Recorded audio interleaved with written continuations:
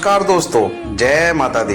स्वागत है आपका माता वैष्णो देवी से जुड़ी एक नई इंफॉर्मेटिव वीडियो में। आप देख रहे हैं पूजा शर्मा .वैष्णवी। आज की इस वीडियो में हम आपको बताने वाले हैं कि अगर आप यात्रा करते हैं तो यात्रा आपको कौन से मार्ग से करनी है। यात्रा आपको पुराने मार्ग से करनी है या नया ताराकोट मार्ग से करनी है। नए ताराकोट मार्ग से करनी है तो आपको किन बातों का ध्यान रखना है, और अगर पुराने यात्रा मार्ग से करनी है तो पुराने मार्ग पर आपको किन बातों का ध्यान रखना है। पुराने मार्ग पर आपको क्या सुविधा मिलने वाली है, नए मार्ग पर आपको क्या सुविधा मिलने वाली है।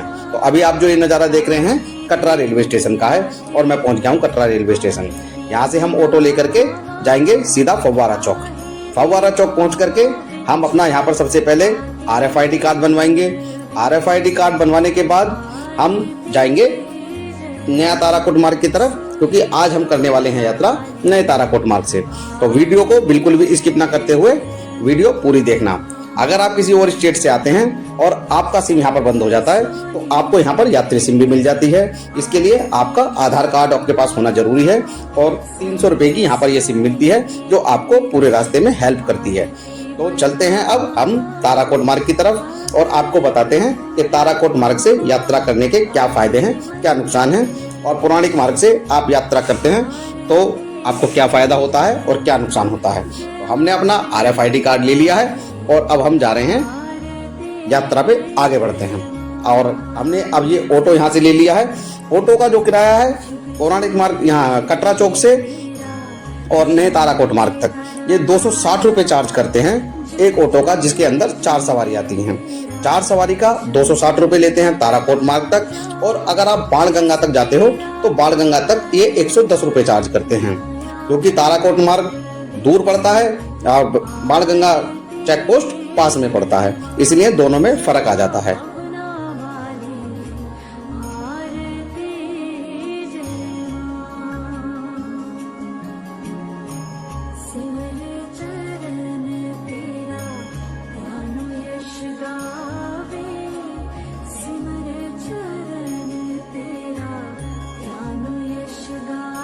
तो ये जो सुंदर सा नज़ारा आप देख रहे हैं ये है सामने त्रिकुटा पर्वत, और इसी पे विराजमान है हमारी श्री माता वैष्णो देवी जी।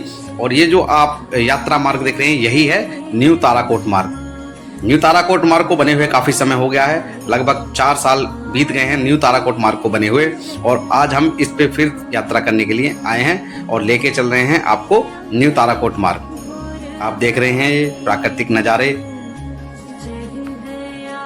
और इसी तरीके के नज़ारे आपको प्रॉपर देखने के लिए यहाँ पर मिलते रहेंगे, क्योंकि नेचुरल ब्यूटी जो है यहाँ माता रानी के दर्शन तो होते हैं, और जो नेचुरल ब्यूटी है जो आप अभी देख रहे हैं चारों तरफ पहाड़ ही पहाड़ है, और सामने ये त्रिकुटा पर्वत जिस पे हमारी माता रानी श्री माता वैष्णो देवी जी विराजमान हैं।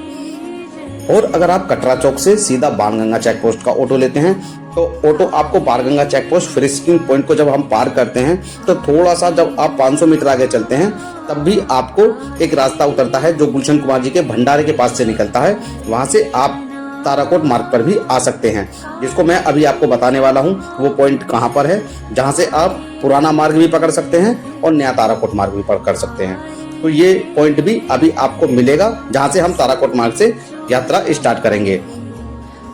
तो अब हम पहुंच गए हैं ताराकोट मार्ग, और ये देख लीजिए ये हैं आपके पिट्ठू, मतलब बग्गी बोलते हैं इनको, जिनमें आप अपने बच्चों के लिए इनको इस्तेमाल कर सकते हैं। इसका भी रेट बिल्कुल अलग अलग होता है। ये देख लीजिए रेट लिस्ट है इसका।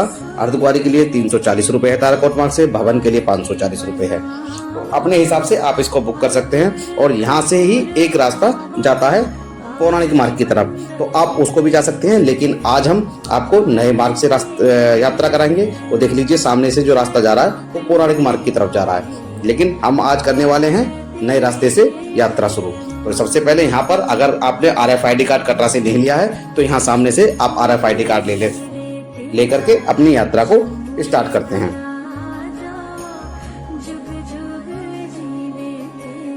तो अब हमने कर दी है अपनी यात्रा स्टार्ट, और ये यात्रा ट्रैक पौराणिक मार्ग से बिल्कुल अलग है। जैसा हमने सोचा था वैसा ही पाया है। पौराणिक मार्ग के मुकाबले यहाँ पर आपको ना घोड़े मिलेंगे, ना खच्चर मिलेंगे, ना पिट्ठू मिलेगी, ना पालकी मिलेगी। लेकिन आपको वो सारी सुविधाएं मिल जाती हैं जो आपको चाहिए होंगी। सबसे पहले बात करूं तो सामने आप देख रहे हैं भोजनालय। यहाँ पर बहुत अच्छा आपको भोजन मिल जाएगा श्राइन बोर्ड की तरफ से। ये देख लीजिए पूरा का पूरा रेस्टोरेंट है। इसमें आप अपनी मनपसंद का कुछ भी खाना खा सकते हैं और आपको बहुत अच्छा खाना यहाँ पर मिल जाता है। सारी सुविधाएं देख लीजिए, अंदर से देख लीजिए, बिल्कुल साफ और सुथरा है। ये ताराकोट मार्ग पर पड़ने वाला पहला रेस्टोरेंट है। अब हम ताराकोट मार्ग पर आगे बढ़ते हैं, बात करते हैं अगर हम पौराणिक मार्ग की, तो पौराणिक मार्ग में दो विशेष चीजें हैं, जैसे कि बाणगंगा और श्री चरण पादुका मंदिर। बाणगंगा और चरण पादुका मंदिर अगर आपको दर्शन करने हैं तो आपको यात्रा पौराणिक मार्ग से ही करनी पड़ेगी। नए पौराणिक मार्ग में ये दोनों चीजें आपको नहीं मिलेंगी। ये देख लीजिए, ये एक ब्यूटी पॉइंट है जो कि आपको नए ताराकोट मार्ग पर ही मिलेगा। लोग बाग इसका पूरी तरीके से लुत्फ उठाते हैं, अपने फोटोज खींचने के लिए, अपनी वीडियोस बनाने के लिए इसका पूरा इस्तेमाल करते हैं। तो आप भी अगर ताराकोट मार्ग से यात्रा करते हैं तो यहाँ पर अपने फोटोज और वीडियोस जरूर खींच सकते हैं। ये देख लीजिए, ये जो देख रहे हैं अभी आप, ये ताराकोट मार्ग है। इस पे ना आपको गाड़ी चलती हुई मिलेंगी, ना इस पे खच्चर मिलेंगे। तो बिल्कुल शांत है और आपको जगह जगह बैठने की सुविधाएं भी मिलेंगी। और जैसे ही आप इसमें 2 से 2.5 किलोमीटर चलते हैं तो आपको मिल जाता है लंगर। लंगर की सुविधा भी आपको यहाँ मिल जाती है। ये सामने देख रहे हैं, ये श्राइन बोर्ड के द्वारा बनाया हुआ एक अच्छा लंगर का स्थान है, जहाँ पर माता रानी जी का प्रसाद आपको लंगर के रूप में मिलता है। और ये देख लीजिए फाउंटेन कितना प्यारा और सुंदर नज़ारा है माता रानी जी के ट्रैक से। ये नज़ारे आपको देखने के लिए सिर्फ नए ताराकोट मार्ग पे मिलेंगे। नए ताराकोट मार्ग की लंबाई कटरा से और अर्धकुंवारी तक, जहाँ से ताराकोट मार्ग शुरू होता है वहाँ से लेके अर्धकुंवारी तक 7 किलोमीटर की होती है। और अगर आप पुराने रास्ते से जाते हैं वहाँ से आपको अर्धकुंवारी 6 किलोमीटर होती है। बात करूं दोनों के रास्ते की, तो पुराने मार्ग पर चढ़ाई थोड़ी सी ज़्यादा है, लेकिन वहाँ पर आपको दुकानें, घोड़े, खच्चर, पालकी सब चीज़ें आसानी से मिल जाती हैं और आपका मन लगता हो जाता है। लेकिन नए वाले मार्ग पर आपको इस तरीके की सुविधाएं नहीं मिलेंगी यहाँ पर। तो देख लीजिए, ये अंदर का लंगर हॉल है, कितना अच्छा और कितना प्यारा है। अगर आप लंगर की सेवा लेते हैं तो कोशिश करें कि आप दान पात्र में यहाँ पर जरूर कुछ ना कुछ डालें। और माता रानी जी का लंगर में हलवे का प्रसाद है और चावल हैं दाल के साथ। तो देखिए कितना प्यारा आज माता रानी जी का ये लंगर चल रहा है। इसी तरीके से माता रानी जी का लंगर चलता है। और आप अगर चाहें तो यहाँ लंगर आप अपनी तरफ से भी करा सकते हैं, जो कि 8 घंटे का और 16 घंटे के करीब का या 10 घंटे का लंगर होता है, जो आपके नाम से भी चलाया जा सकता है। इसके लिए आपको यहाँ पर कांटेक्ट करना पड़ता है, तो आपके नाम से भी लंगर चलाया जा सकता है यहाँ पर, अगर आपकी इच्छा है लंगर कराने की। और वीडियो में बढ़ेंगे आगे, देख लीजिए हलवे का प्रसाद माता रानी जी का, और कमेंट बॉक्स में लिख दीजिएगा जय माता दी।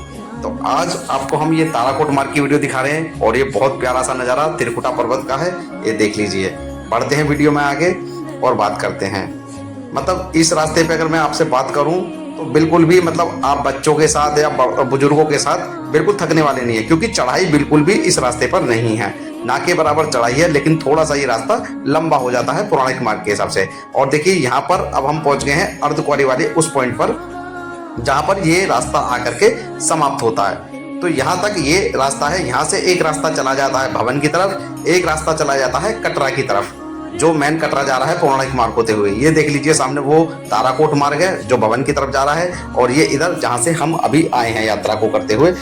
तो अगर मैं बताऊं कि आपको यात्रा कैसे करनी है, तो आप और नए ताराकोट मार्ग से यात्रा करके आइए, माता रानी जी के दर्शन कीजिए, फिर वापसी में आप हाथी मत्थे वाले रास्ते से वापसी आइए, और फिर पौराणिक मार्ग से ही आप वापसी कटरा की तरफ जाइए। इसमें आपका क्या होगा, आप नए ताराकोट मार्ग से आएंगे अर्धकुंवारी तक, अर्धकुंवारी से हिमकोटी होते हुए जाएंगे भवन तक, और भवन से फिर भैरव बाबा आप जाएंगे रोपवे से। रोपवे की सुविधा चलती है, 100 रुपये अप एंड डाउन का रोपवे का किराया होता है पर व्यक्ति। तो आप रोपवे से चले जाइएगा भैरव बाबा के दर्शन के लिए, और भैरव बाबा से आप फिर सांझी छत होते हुए पैदल ही आप नीचे की तरफ कटरा की तरफ आए, जिससे कि आप भैरव बाबा से जो अर्धकुंवारी के बीच का हाथी मत्थे वाला और सांझी छत वाला रास्ता है आप उसको भी देख लेते हैं, और फिर अर्धकुंवारी से नीचे कटरा तक आप पौराणिक मार्ग से आ जाइए। तो आपके तीनों रास्ते कवर हो जाते हैं यात्रा करने के दौरान। आप पौराणिक मार्ग भी देख लेते हैं, आप हाथी मत्थे वाला मार्ग भी देख लेते हैं, और आप नया ताराकोट मार्ग भी देख लेते हैं। आपको दी हुई जानकारी कैसी लगी वीडियो में आप कमेंट करके जरूर बताना, और वीडियो अगर अच्छी लगी तो वीडियो में एक लाइक करना, कमेंट करना और शेयर करना और चैनल को सब्सक्राइब करना। हम ऐसी ही इंफॉर्मेटिव वीडियो आपके लिए लाते रहेंगे। तब तक के लिए जय माता दी।